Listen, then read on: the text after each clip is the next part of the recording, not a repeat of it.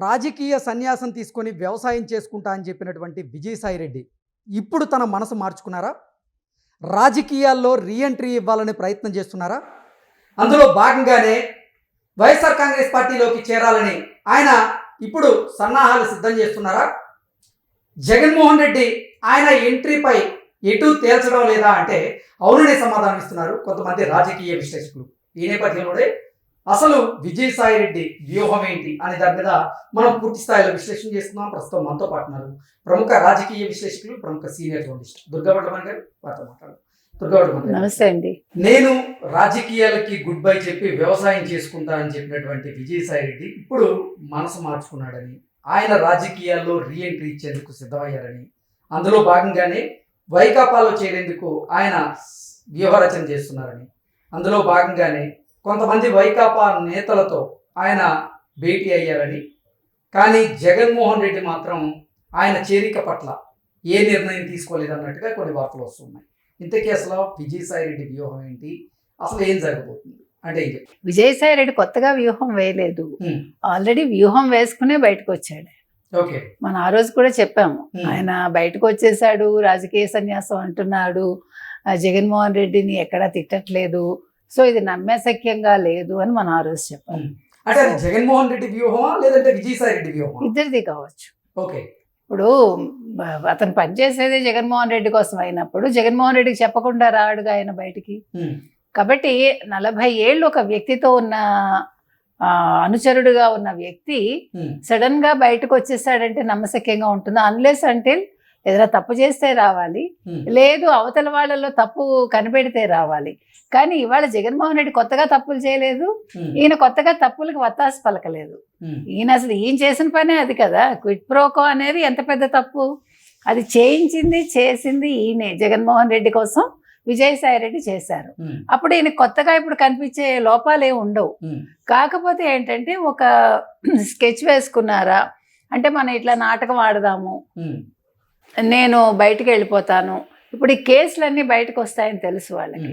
ఇంకొకటి మీకు గమనిస్తే మీరు మొత్తం అసలు లిక్కర్ స్కామ్ గురించి తీగ బయట పెట్టిందే ఎవరు? విజయసాయిరెడ్డి. ఎగ్జాక్ట్లీ. అంటే అసలు వైసీపీ చేసినటువంటి లిక్కర్ స్కామ్ ని బయట పెట్టిందే విజయసాయిరెడ్డి అయినప్పుడు మరి నిజంగా వారిద్దరూ అంటే జగన్మోహన్ రెడ్డి విజయసాయిరెడ్డి వ్యూహరచన చేసి విజయసాయిరెడ్డి పార్టీలోంచి బయటకు వచ్చేటువంటి పరిస్థితి ఉంటుందా అంటే ఏం చెప్తారు? అంటే ఇక్కడ మీరు వైకాపాకే నష్టం వాటిల్లేటువంటి అవకాశం ఉంది ఈ లిక్కర్ స్కామ్ వల్ల. ఇప్పుడు అందుకే మీకు తెలివిగా ఏం చేశారు విజయసాయిరెడ్డి, లిక్కర్ స్కామ్ లో ఎప్పుడైనా ఏ రోజైనా జగన్మోహన్ రెడ్డి పేరు మెన్షన్ చేశాడు? ఆయన చేయలేదు. ఆయన ఫస్ట్ నుంచి కూడా ఒక రాజ్ కసిరెడ్డి పేరు చెప్పారు, వాసుదేవ్ రెడ్డి పేరు చెప్పారు, అంతవరకు. మొత్తం in and out Raj Kasireddy అనేది ఆయన ఎస్టాబ్లిష్ చేశారు. అంటే ఇప్పటికీ జగన్మోహన్ రెడ్డికి విజయసాయిరెడ్డి విధేయుడిగానే ఉన్నాడంటారా? ఖచ్చితంగా ఉన్నారు.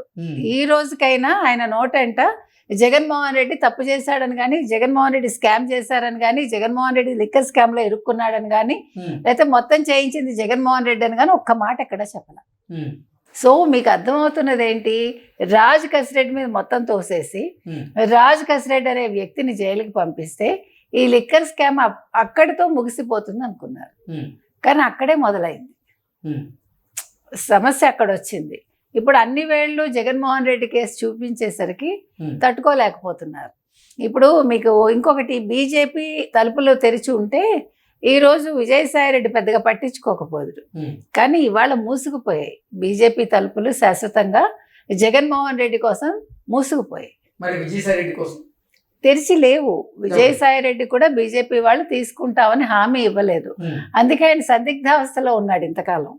వ్యవసాయం అన్నాడు, అటు వ్యవసాయం చేయలేదు. ఓ రోజు వెళ్ళాడు, ఏదో ఫోటో పెట్టాడు మనకి, అంతవరకే. తర్వాత ఎప్పుడు ఆయన ఇది నారుమడి ఏమైనా వేశాడా, ఆయన పొలంలో దిగి పొలం పనులు చేశాడా? లేదు కదా. ఇప్పుడు వీళ్ళకి అసలు వ్యవసాయం ఎందుకండి? ఫోటోల కోసం తప్ప, రీల్స్ చేసుకోవటానికి తప్ప వ్యవసాయం అనేది వీళ్ళు చేయగలరా, చేస్తారా? ఒక స్టేజ్కి వచ్చేసాక ఇప్పుడు మొట్టమొదటి ఎంపీ ఆయన వైసీపీ తరఫున అక్కడ చక్రం తిప్పాడు ఆయన. అయ్యాక బీజేపీతో పనులు ఎంత కావాలో అంత చేయించుకోగలిగాడు. తర్వాత వైసీపీకి ఏం కావాలో ఎప్పటికప్పుడు చేయగలిగాడు. జగన్మోహన్ రెడ్డి ఢిల్లీ టూర్ అనగానే మొత్తం అంతా అరేంజ్ చేయగలిగాడు. అదంతా మెయింటైన్ చేసి all of A sudden Jaganmohan Reddy లండన్లో ఉండగా ఆయన పార్టీ ప్రాథమిక సభ్యత్వాన్ని కూడా రాజీనామా చేసి రాజ్యసభ దీన్ని కూడా రాజీనామా చేసి ఆయన బయటకు వచ్చేసి షర్మిలతోటి మాట్లాడాడు. అయితే షర్మిలతోటి ఎందుకు మాట్లాడాడు, షర్మిలతో ఎందుకు బెడిసి కొట్టింది, షర్మిలతోటి ఆయనకేమీ లావాదేవీలు లేవు చెప్పాలంటే. కాకపోతే ఏంటంటే షర్మిల దగ్గర మంచి మార్కులు తెచ్చుకోవడానికి నాకేం సంబంధం లేదు అన్నట్టు మాట్లాడాడు. మీరు గమనిస్తే అంటే ఎక్కడ చెడు కాకూడదు, ఇంతకాలం ఉన్న ఈ రాజకీయ జీవితంలో నాకు బ్లాక్ మార్క్ రాకూడదని చాలా ట్రై చేసుకున్నాడు ఆయన. అయితే ఇప్పుడు ఎందుకు వెనక్కి వెళ్ళాలనుకుంటున్నాడు, ఇప్పుడు ఎందుకు వెనక్కి వెళ్ళాలనుకుంటున్నాడంటే ఇప్పుడు ఆయనకి రాజకీయ ఉనికి లేదు. ఇప్పుడు విజయసాయిరెడ్డి పేరు అన్నింట్లో ప్రస్తావనకు వస్తోంది తప్ప విజయసాయిరెడ్డి చాలా తెలివిగా ఎక్కడ తన చేతికి మట్టి అంటుకోకుండా మొత్తం స్కామ్స్ నడపగలిగాడు. క్విడ్ ప్రోకోలో కూడా A2గా ఉన్నాడు ఆయన, కానీ A1 జగన్మోహన్ రెడ్డినే చేశాడు. ఇప్పుడు అన్నింట్లో కూడా A2నే ఆయన. అంటే తెలివితేటలు అక్కడ పనిచేసాయి, కానీ ఆయన ఇంకొంచెం బుర్ర పెట్టుంటే అసలు A2గా కాదు కదా, ఎందులోనూ తన పేరు లేకుండా చేసుకుని ఉండాలి. కానీ అది సాధ్యం కాదు, ఎందుకంటే మనం ఉన్నది చట్టాల మధ్యలో. చట్టాలు ఎవరికి కూడా చుట్టాలు కావు, చట్టాలు తన పని తను చేసుకెళ్తాయి కాబట్టి ఇరుక్కోక తప్పలేదు. ఇదే బుర్రను ఆయన ఒక మంచి పనికి వినియోగించి ఒక మంచి ప్రాజెక్ట్ పెట్టించి, ఎందుకంటే రాజశేఖర రెడ్డి చేతిలో ఉన్నాడు, వీళ్ళకి మంచి పవర్ ప్లాంట్స్ తీసుకోవచ్చు కదా, మంచి ఒక ఇప్పుడు కాళేశ్వరం లాగా ఒక మంచి ప్రాజెక్ట్ తీసుకుని అందులో వాళ్ళు 10,000 కోట్లు తిన్నా సరిపోతుందిగా. అంటే తినాలనుకుంటే మనం తినమని చెప్పట్లా, అంటే ఇలాంటి వాళ్ళ బుర్ర ఆ రకంగా చేసుకుని ఉంటే మీరు ప్రాజెక్ట్ చాలా బ్రహ్మాండంగా కట్టి ₹1 మిగిల్చుకుంటే మిమ్మల్ని ఎవడు ప్రశ్నించదు. మీ 2 పనులు అవుతాయి, మీకు ఒక మంచి పేరు మిగిలేది, మీకు డబ్బు మిగిలేది, శాశ్వతంగా ప్రజల్లో మీకు రాజకీయంగా కూడా మీకు సుస్థిర స్థానం వచ్చేది. కానీ అవేమీ చేయకుండా ఎందుకు మీరందరూ ఒక క్విడ్ ప్రోకో అని లేదంటే ఇట్లా స్కామ్స్ అని అసలు ప్రజల జీవితాలతో ఆడుకుని ఒక మద్యం స్కామ్ చేయటం ఏంటి, ఇందులో 1000 కోట్లు తినేయటం ఏంటి, మీరు బయటపడటం ఏంటి అంటే అసలు వినటానికి కూడా చాలా చిత్రంగా బాధాకరంగా ఉంది చెప్పాలంటే. ఇక్కడ జుగుప్స అసహ్యం ఇవేమీ లేవు, కానీ ఎందుకు ఇలాగా ఒక మనిషి ఎందుకు ఇలా దిగజారాలి, ఒక రాజకీయాలంటే ఎందుకు ఇలా అయిపోయాయి భారతదేశంలో, అసలు చట్టాల్లో ఉందా రాజ్యాంగంలో ఉందా ఈ లొసుగు అనేది మనకు అర్థం కావట్లేదు. నిజంగా చెప్పాలంటే అసలు ఇవాళ భారతదేశంలో ఆంధ్రప్రదేశ్ అన్నింటిలో నెంబర్ 1లో ఉండాల్సింది, స్కామ్స్లో నెంబర్ 1లో ఉంది బికాజ్ ఆఫ్ జగన్మోహన్ రెడ్డి. అది చెప్పుకోవడానికి మీరు ఎక్కడి నుంచి అంటే ఆంధ్రప్రదేశ్ నుంచి అంటే ఓ లిక్కర్ స్కామా జగన్మోహన్ రెడ్డా అంటారు. అది మనకి ఎంత బాధగా ఉంటుంది. నేను అనేది మన రాష్ట్రం గురించి మనం చెప్పుకునేటప్పుడు చాలా ఒక గొప్పగా చెప్పుకోగలగాలి.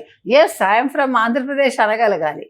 అది లేదు 5 ఏళ్ళు, అది క్యారీ ఫార్వర్డ్ అవుతుంది. ఇవాళ చంద్రబాబు నాయుడు గారు ఎంత చేస్తున్నా కూడా అది కొంచెం దాన్ని విజయసాయి రెడ్డి వైకాపాకి జగన్మోహన్ రెడ్డికి గుడ్ బై చెప్పి ఎందుకు బయటకు వచ్చాడు, ఇప్పుడు మళ్ళీ ఆయన వైకాపాలోకి వెళ్ళాలని ఎందుకు అనుకుంటున్నాడు, అసలు వాళ్ళిద్దరు అనుకుంటున్నటువంటి ప్లాన్ ఎందుకు బెడ్స్ కొట్టింది, ఏం జరిగింది? ఎక్కడో చెడిందండి ఇద్దరికి.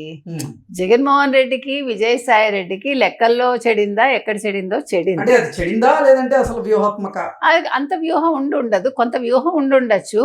ఆ వ్యూహంలో కూడా ఏదైనా ఎక్కడో తేడా కొట్టింది. సరే ఈయన ఆల్ ఆఫ్ ఏ సడన్ ఈయన నిర్ణయం తీసేసుకున్నారు. చెప్పే తీసుకుని ఉంటాడు నేను వెళ్ళిపోతున్నాను, అంత చెప్పకుండా వెళ్తారని నేను అనుకోవట్లా. కానీ ఇప్పుడు ఆయనకి ఎక్కడా కూడా ఏదీ లేదు. మళ్ళీ నేను జగన్మోహన్ రెడ్డి దగ్గరికి వెళ్తేనే మంచిది అని అనుకుంటున్నారు. అంటే జగన్మోహన్ రెడ్డికి ఒక ప్రొటెక్షన్ ఇవ్వచ్చు, ఎంత కాదన్నా 40 ఏళ్ల బంధం కదండి. ఈరోజు ఒంటరి అయిపోయాడు Jaganmohan Reddy. So Jaganmohan Reddy point of వ్యూలో ఆలోచిస్తున్నాడా ఈయన, అందుకని వెనక్కి వెళ్ళాలనుకుంటున్నారా?